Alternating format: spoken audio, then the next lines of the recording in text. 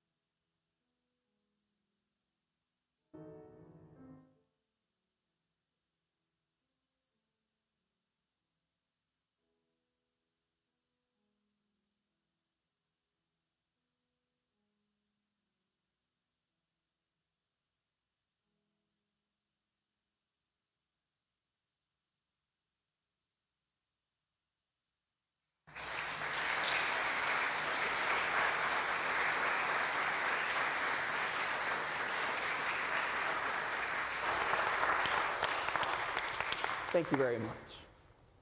Now, again, this is not just a solo recital. This is just an End Friends. And my first guest is a little bit more than just a friend, admittedly, but I'm really excited to have Avery and I do this piece by Edward MacDowell. It comes from a set of 12 pieces entitled Woodland Sketches. And Edward MacDowell was a turn-of-the-century American composer, and he did a summer in New Hampshire. And for those of you who have ever been to New Hampshire in the summertime, or New England at any time, you know what it looks like and what it sounds like. And these pieces are all designed to emulate different scenes of being in that time and place. So the first piece we're going to do is To a Wild Rose. And I should mention that Woodland Sketches was originally written as a solo piano piece. But Avery and I, or really Avery, decided, let's try this for handbells and see how this goes. So she and I found a way to make this work, and I hope that you enjoy it. And immediately following that, I'm going to do another piece from that set from an Indian lodge for solo piano. So here is Edward MacDowell's To a Wild Rose.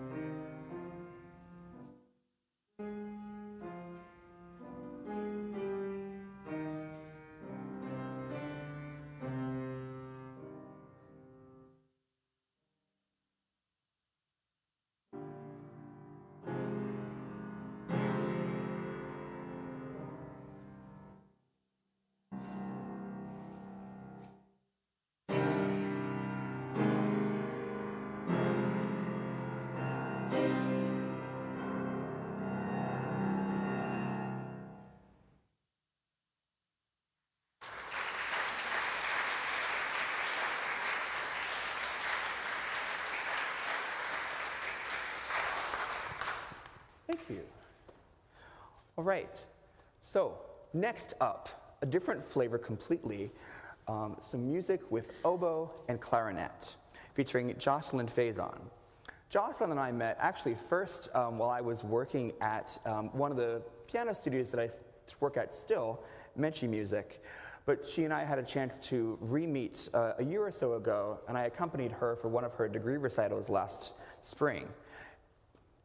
The two pieces that we're doing are both by the same composer, and they are, from what I understand and what I was able to gather, just a really good representation of French Romantic woodwind music. And what I like about them is that they have a nice little variety in terms of the two styles that you're hearing. So this first piece has this more like springtime feel to it, at least from where I'm sitting. It has a very lilty sound. It's very playful between both the two instruments. And then the second piece, is a little bit more punctuated. It has a little bit more energy, and there's this really fun middle section where the piano just goes a little haywire. So all around, it's quite fun. So anyway, I hope that you enjoy these two pieces from Jocelyn and I.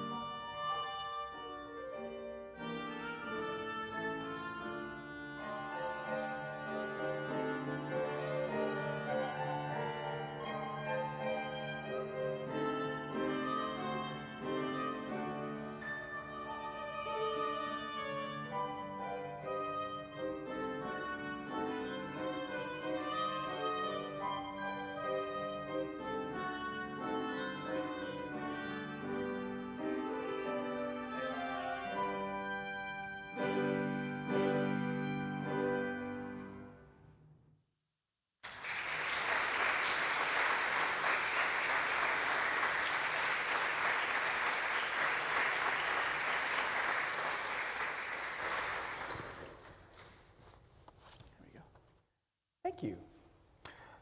So for this next set, I'm inviting Chris Prestia up to do a little bit of cello repertoire. And these two pieces are just as fun. This first piece by Romberg is a third movement of a sonata, and it's in rondo form. So there's this theme that keeps coming back and back, and honestly, I was telling Chris earlier, out of everything on the program, this is like the most earwormy. It will be stuck in your head all day. You might want your cello.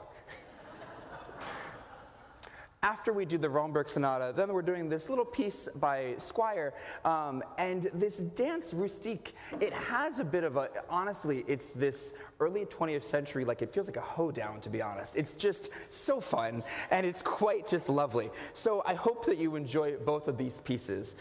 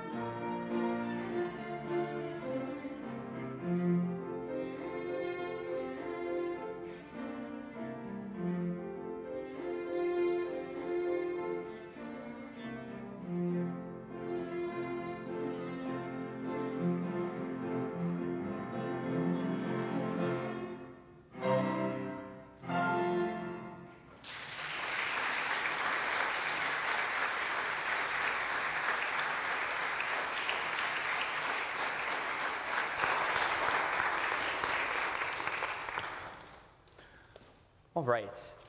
Now, to close out this first half, I'm really excited to do something that isn't seen quite as often. There's plenty of stuff written for piano and all these other instruments, but how often do you see something that's written for piano four hands? So this next piece that Stephen Roldan and I are going to be doing is exactly that. And I'll talk more about that in just a second. But I do want to, number one, again, express my gratitude for you all being here. I want to invite you all to the reception that's being held during the intermission that will take place shortly, and of course also after the event has concluded. You're all welcome to take food and beverage and things that have been very graciously donated by various members of the music program here. I'm indebted to them for continuing to put on these receptions for events like these, so please make sure you enjoy.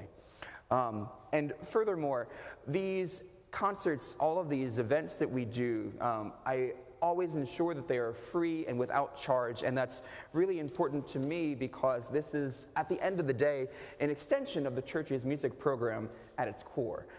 That being said, though, there have been many gracious people over these past few years that we've been doing these concerts who have graciously given various donations and gifts that have gone to really good use. And so if you feel so moved or inclined to donate to benefit the concert series and the music program, please know that there's a basket out in the narthex or the lobby, which you can do so during the intermission or afterward.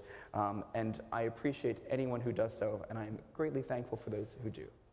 So again, this piece by Dvorak, it's really interesting because I thought for a long time that it was written originally for orchestra. A lot of pieces that are done piano four hands are exactly that. They're just arrangements of, say, big symphonies that pianists want to do because they feel left out from. But this piece was actually written, this whole set of legends was written by Dvorak as piano duets. And then he later rewrote them for orchestra, which I think is even more interesting. But anyway, this piece that Stephen and I are going to be doing, he and I actually did on my degree recital, and we have not done it since. So I'm really looking forward to giving it another whirl. We've practiced it, but we haven't done it since then. So anyway, I hope that you enjoy this piece by Dvorak, and I look forward to seeing you after the intermission.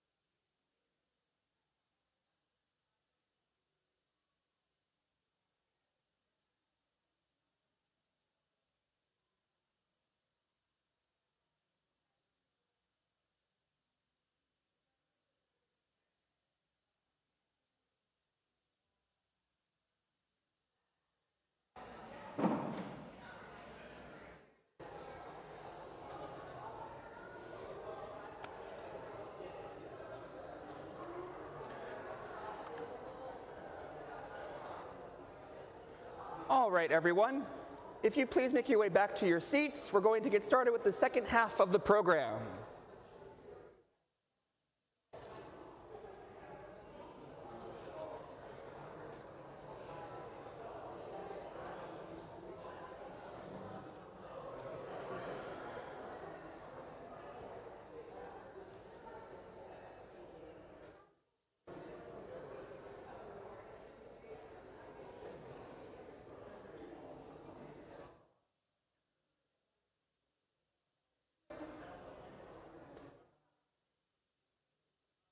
Okay, to kick off the second half, I am upstairs in the choir loft, and I'm going to start this program, I'm going to start this program with some pieces on the organ. And my thought process is, while we're doing a lot of diverse instrumentation and repertoire and all that, why not show off the organ that's here? It's not often that I program pieces for these concerts on the organ, and so I thought that it would be a lot of fun to showcase a little bit of organ repertoire and what this instrument can do. So these two next pieces are both pieces by French composers, but just about 400 years apart. Small time frame here. So the two pieces that I'm going to share, admittedly, they would probably both be pieces that I would do as voluntaries here, so preludes and postludes at a church service. This first piece by Paul Benoit is a numbered selection from his 60 devotional pieces. And these devotional pieces were designed, if you can imagine a Roman Catholic church before this 1970s, when the Mass would be in Latin and the priest would be facing the altar back away or back to the congregation. What would happen during the Eucharistic prayer, or when the priest is elevating the host and all of that, is it would all be spoken under his breath. So to compensate for that, the organist would just play music. And these pieces are what would be played. In fact, they were written specifically for that moment in a service. So this is number 4, and it is based more on modality as opposed to tonality, which means that there might sound like wrong notes in this, but it really is intentional. Probably. That's what I'm going with. The second piece that I am playing is by Louis-Nicolas Clérambault, and he is a late Baroque composer, again from France, and this is from one of his suites. And this first movement, Grand Plan Jeu, that is a term that just essentially means pull out all the stops. So take that as you will.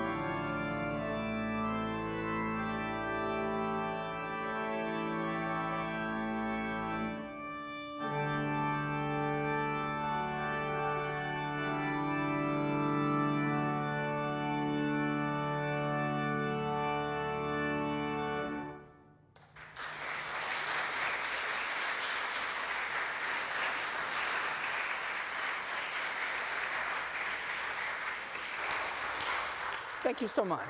Give me just a minute to get downstairs and we'll continue the program shortly.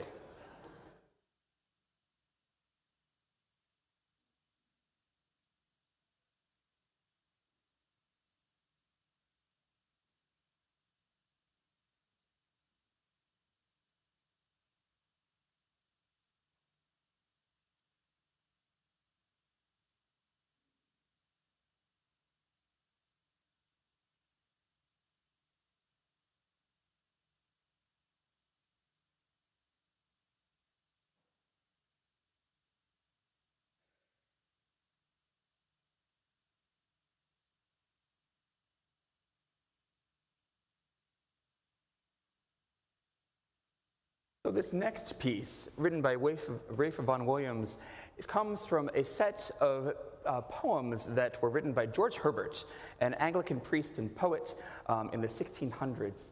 And all I really want to share with this piece is just a little bit about what the text means. I wanted to sing this piece because I've had a chance to sit with this, having played it on piano before a couple times. And what is going on here, really briefly, is that someone passes away, the narrator, and meets God, who is given the name of love in this context. And the person who passes away is imagining that they're not going to go to a very pretty place because of the life that they've led. And love reminds them that, no, that's not what I'm here to do. You've done your things, and I've done mine, so I'm welcoming you home. So I hope that that resonates with you, and I hope that you really enjoy Love Bade Me Welcome by Vaughan Williams.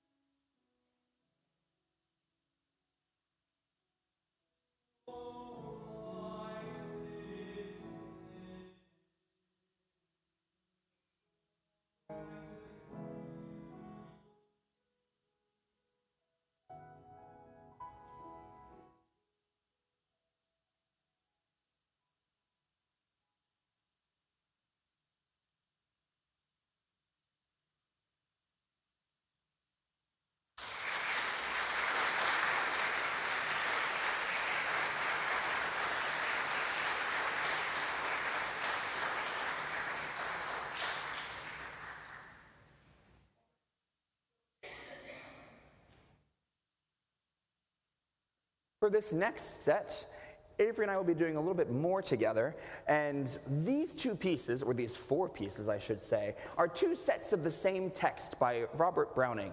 The music, written by both Clara Rogers and Amy Beach, were towards different parts of the turn of the century, and they represent different ideas of how women were able to compose and perform their music between the late 19th and early 20th century.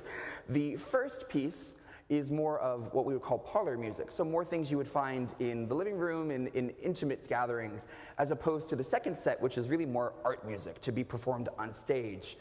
And at the end of the day, they both are art music. It's just how they were presented and received at the time.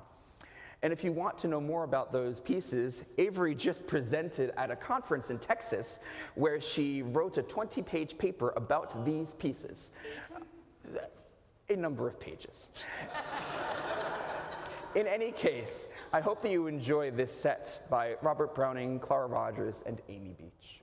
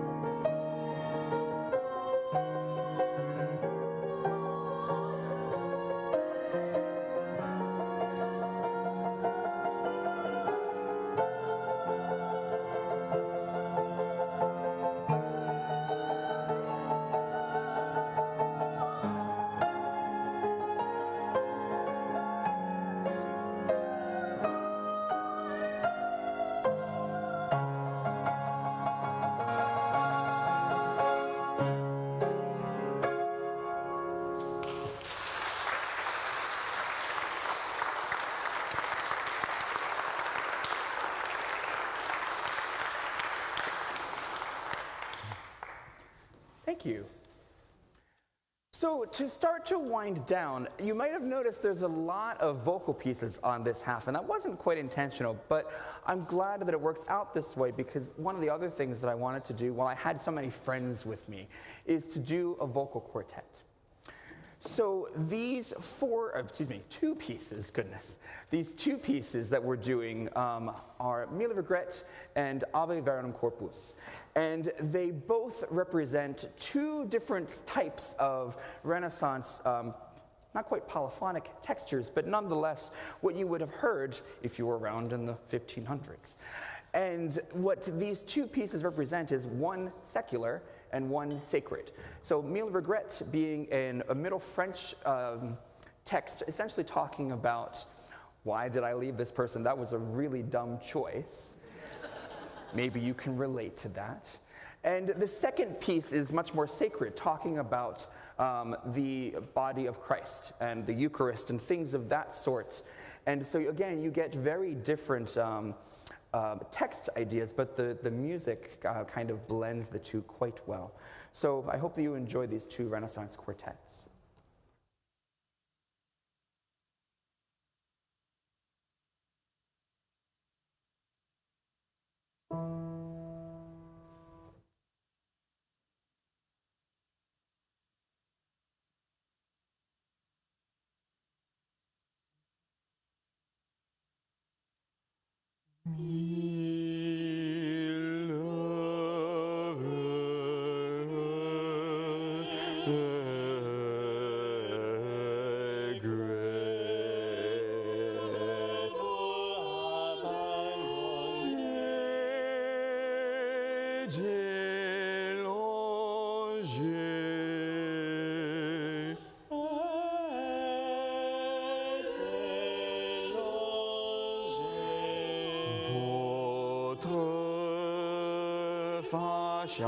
Amoureuse, votre fâche amoureuse,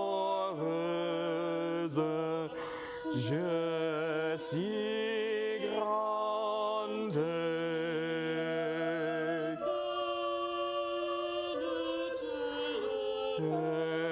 Peine douloureuse.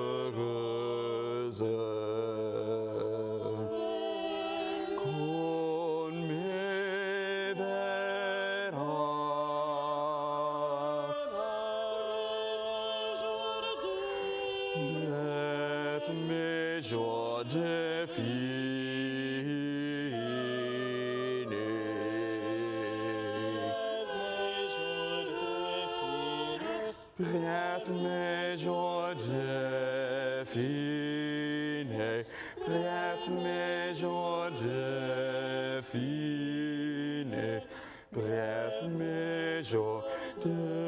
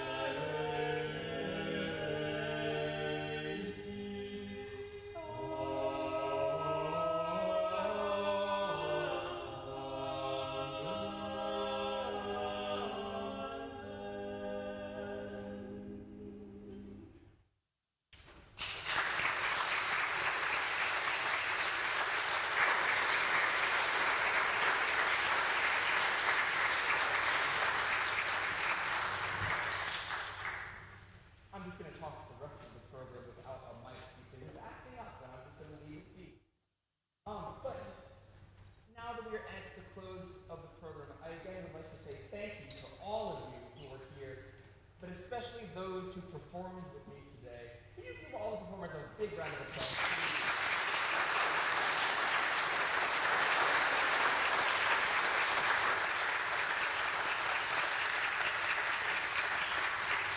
I'm so grateful to all of you. This is a lot of work to put together, but it's really worth it. So thank you guys. So, to close this program, Hannah Wardell and I will be doing a song that she loves to do best, which is sing in Russian. So these two art songs, the way that I best understood them is that they're just dramatic and lovely and beautiful. And I think I'm going to let the music and the words and Hannah speak for itself. So please enjoy these two last pieces by Hannah and I.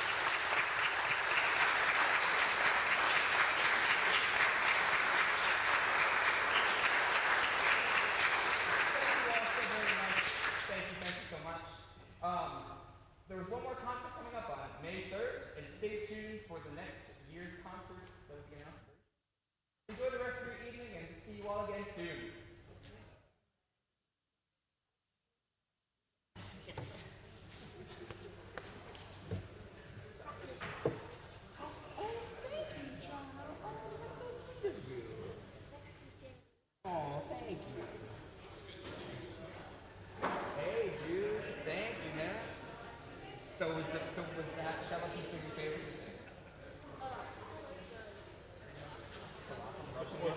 Quite sad. Yes.